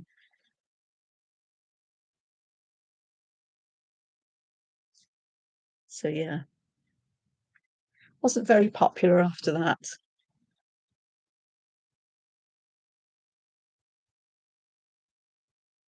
All's fine and well in the world.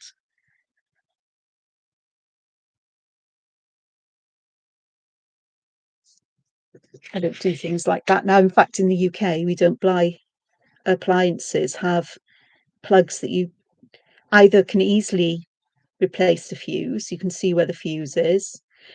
They're really rare, but they're ones that have fuses built in.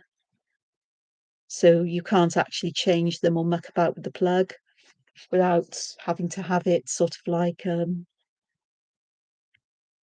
whole wiring replaced in some way. Safety for people, so people don't muck about with plugs and cause faults in them or put the wrong rated fuse in. So yeah, well, that's a really nicely squashed one. That really is a bit like those patty pans, or whichever they are called, gourds.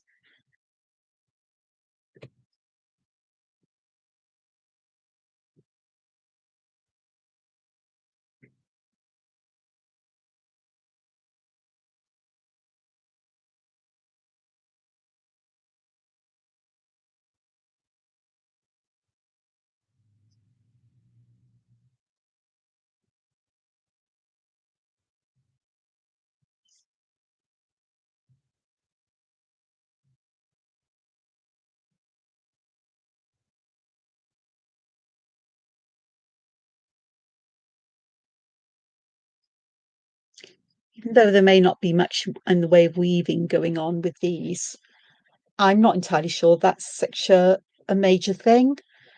They seem to fit together quite nicely, quite naturally, no matter what you do. So I do want to add something here, I think, and perhaps I'll use the outside of this ribbon as the guide for where part of a gourd would be. So this one is going underneath. So we are getting layering going on. Just fill that in there. It's just not quite the same way that it was at the beginning of this eye does. But let's have a look and see what I can do here.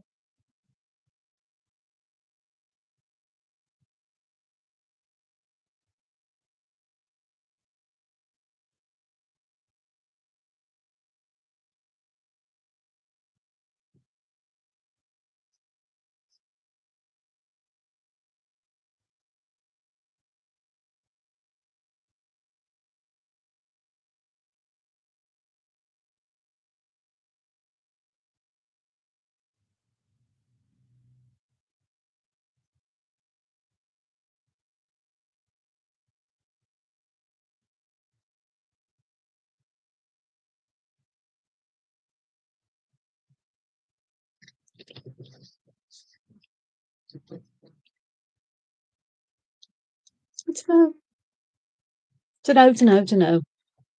Don't know.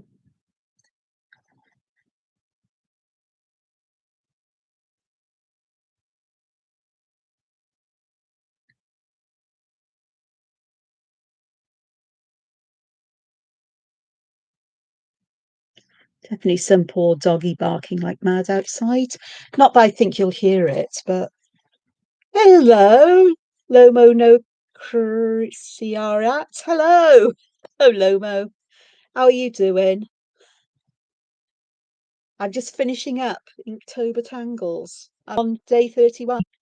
It wasn't computing in my head, but I'm taking the elements and just creating a pattern that will fill um, much of this space. So I'll have a look back at what I've done later on. Perhaps I won't fill it all now, but perhaps I'll just do enough to make me feel that I've done enough for now.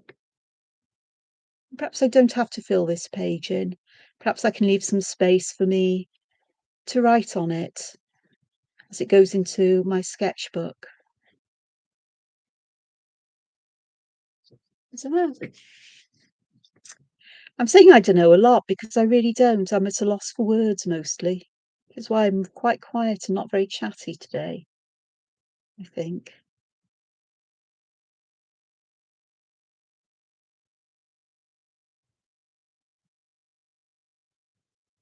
Well, this one has definitely gone weird, where I'm just taking.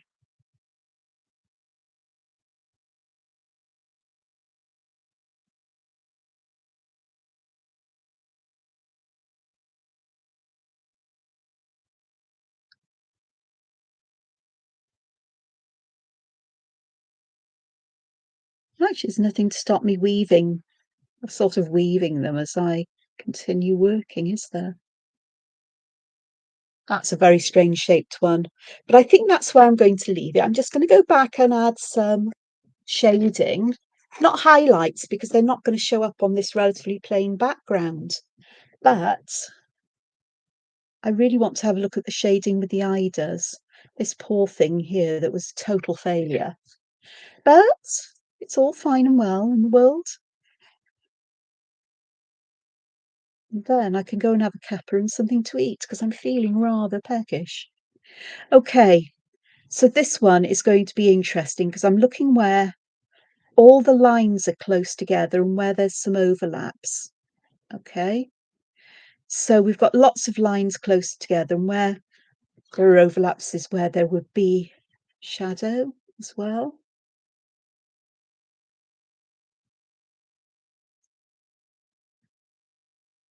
Bear in mind, I don't want everything grey. I just want to add enough there to bring some shading and some, some depth and dimension out to this.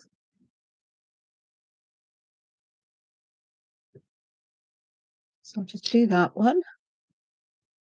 And I may just need some along the outer edges just to give them that feeling that they are just fading, they're further away than the highlighted area or the area that would have plenty of lighting. So making sure I'm doing that. I'm not going to do all of this because it is like watching paint dry. It's not my favourite thing anyway. But we get there.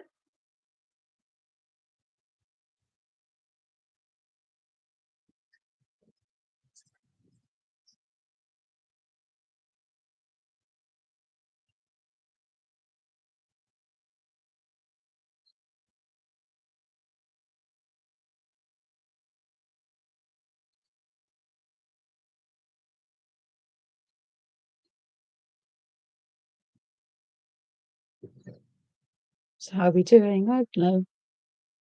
We are very washed out here today. The colours and everything. Or perhaps it's just that I don't. Shading as you go, controversial.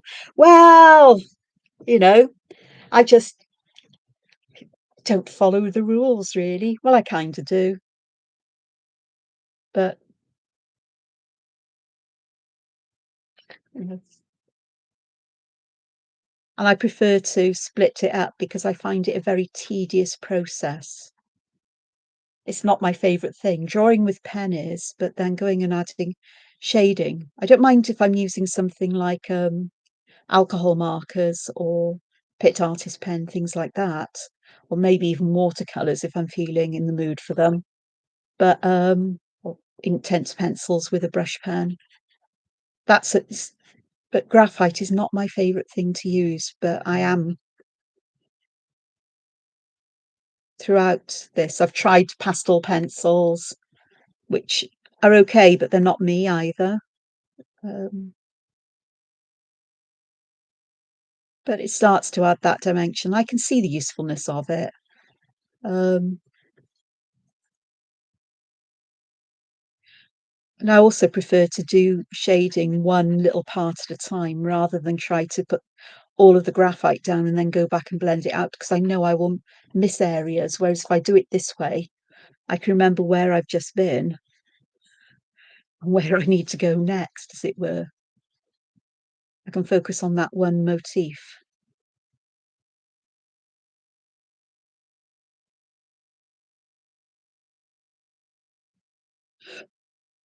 Excuse me, a bit of a hiccup there.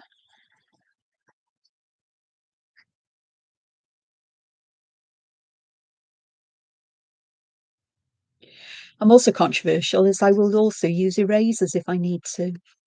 I know erasers aren't part of the Zentangle method, but I think we all have to find our own way to do what we need to work comfortably. So, for example, I've taken away a lot of the highlight here with that graphite, so I'm just going to use my eraser to go back in, simply because I know with this that I'll have sorry, let's try again. I know that with the paper, though it's coloured in quite a pale way, and the white doesn't show up well because the colours are so pale, but I like the colours. As opposed to the darker toned papers I was using at the start of Inktober. So I am just using the graphite on this sheet to get the shading and the highlights there, but I don't have to.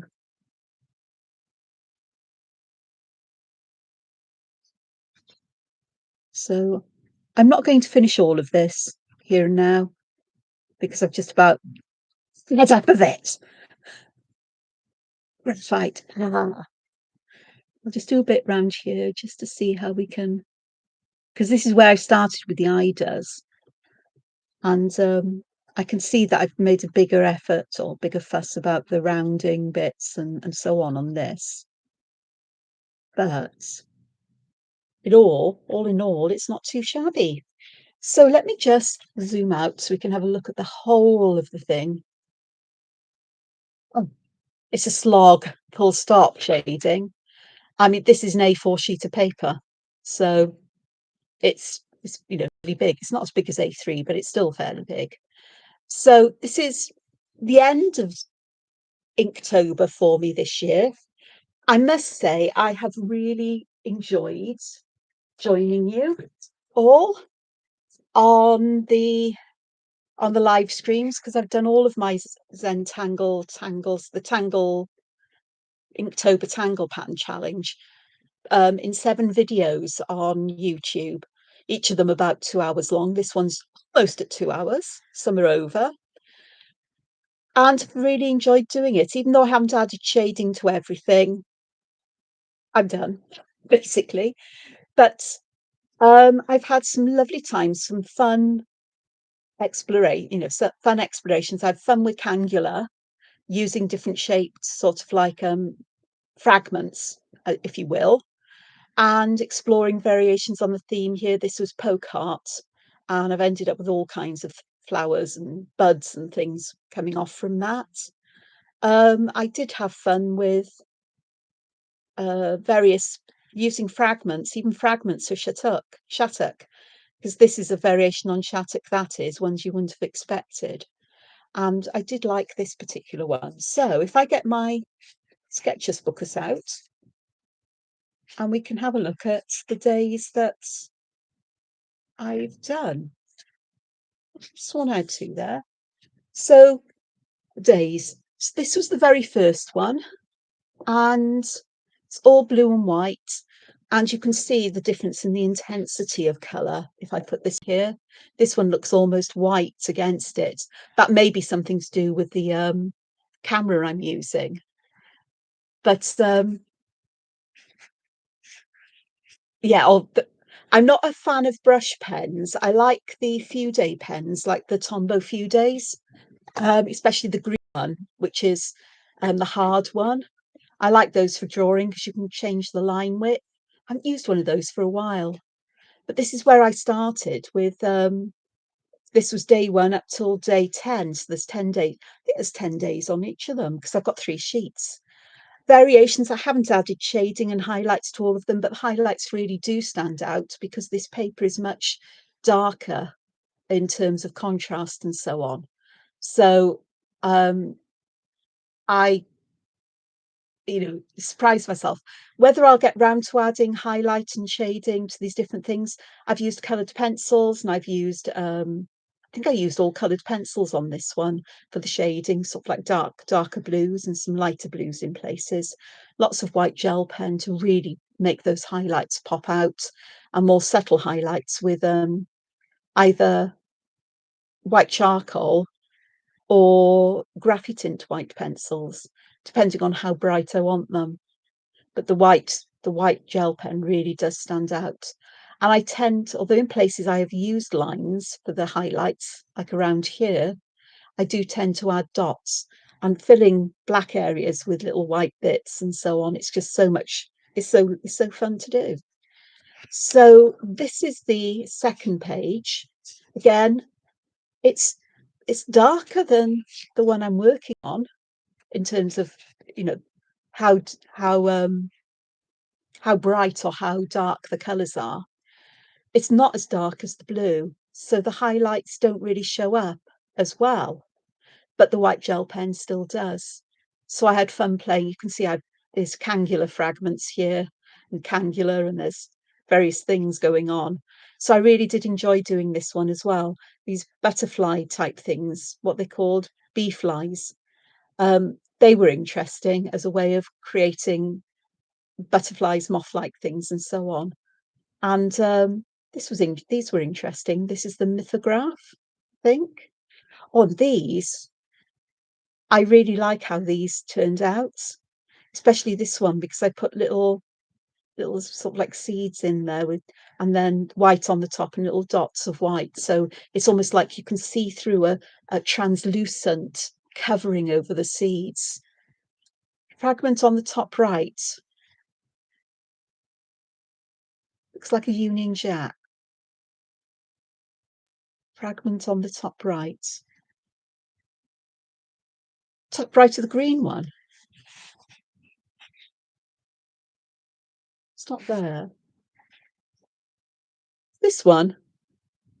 I see what you mean. Yeah, I can see the crossed lines and so on. Yeah, it's of these a little bit. You're talking to a Brit. So this one, oh, second from the right. This one, yeah. Um, yeah, I think so. I can see what you mean. Yeah, I can. Um, they drive me nuts. But these down here I really, really like. So I'm really, really, really fond of that one in particular, which was the Shoggy, I think. I think that was Shoggy. And then today, to go in my sketchbook, is the one to complete Inktober this year. I don't think I managed to complete it. I don't think I did it last year. I think I might have started, and um, it's that struggle with. I've been having struggle with just being overwhelmed.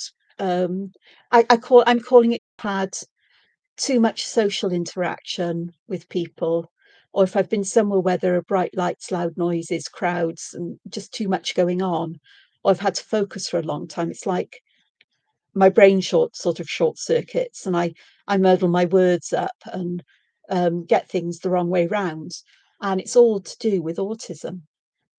And it's it's fine. I'm learning to manage it. I'm learning again, or not again, but adding to my ability to say no to certain things, set limits on what I can do and what I can't do. And I think I'll help myself an awful lot. this week has been a blessing in some ways. I've been busy, but not as busy as I normally would be. And Welsh starts back next week, so that does my Welsh classes, that is. And I love them, but they do leave me very tired afterwards because it's not the learning that's tiring me, it's hearing so many voices and so much going on because I'm doing it online, and you hear everybody's voice in your earphones when we're repeating after one another and saying things. And it's it can get overmuch. So I'm going to leave you here with all of that. You see, I'm sorry, I will talk about autism because A, it's very much misunderstood by people who aren't autistic. There's strong stereotypes where people think that all autistic people are like that. They're not. Um, when I had my diagnosis, the two experts who diagnosed me wanted me to know that they were very grateful to have met me because I apparently gave them a master class in what autism is like in late diagnosed women of a similar kind, similar nature to me. And it's that level of understanding that is needed in some ways so that it's a different, because autism is about a different style of interacting with the world, a different way of communicating, of feeling things, of being overly sensitive to so many things or not being sensitive at all. Yeah, we have to chat because we're doing Welsh. So you have, because it's conversational Welsh, or it's more about speaking Welsh. We do have to read and write it as well, obviously, but a lot of it's about the spoken language. And so there's a lot of repeating back or answering questions. And my tutor, I think, started to remember in the last lesson to ask people individually instead of asking, and what does this mean? And, I'll shout, I'll say it out because it comes to my head. And I know if I don't get it out, as soon as other people start talking, I won't be able to think until they stop talking. I just can't do it.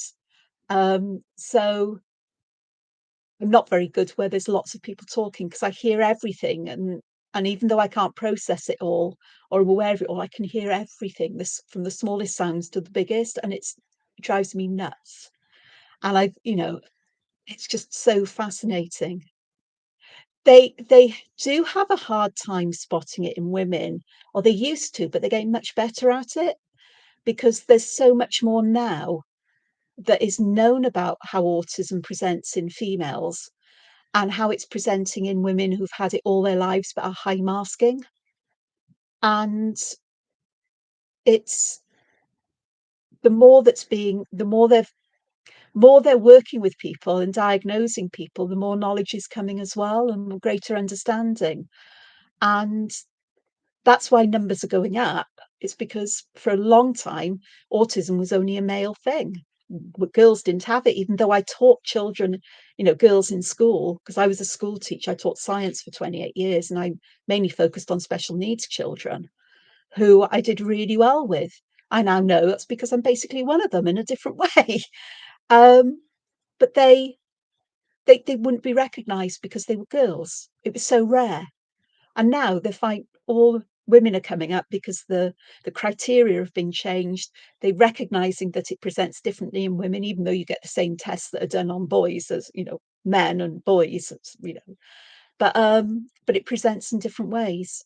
So numbers will go up because we've got the tools to diagnose in the same way that cancer rates go up when you've got the tools to diagnose cancer, or the number of people who are diagnosed with diabetes went up when screening, regular screening, blood screening is done for such things because people didn't look at it for it first because they only waited until you could only diagnose it when the signs got so bad, where there was a really negative effect on your health. Whereas now it can be picked up in, just everyday blood tests that you have for the doctors for whatever. So it's not that, and it's being picked up more because modern life puts a lot of strain on everybody. Anywho, I am now going to disappear. I'm going to say thank you, everybody, for joining me. And I look forward to seeing you again soon. Take care. Bye.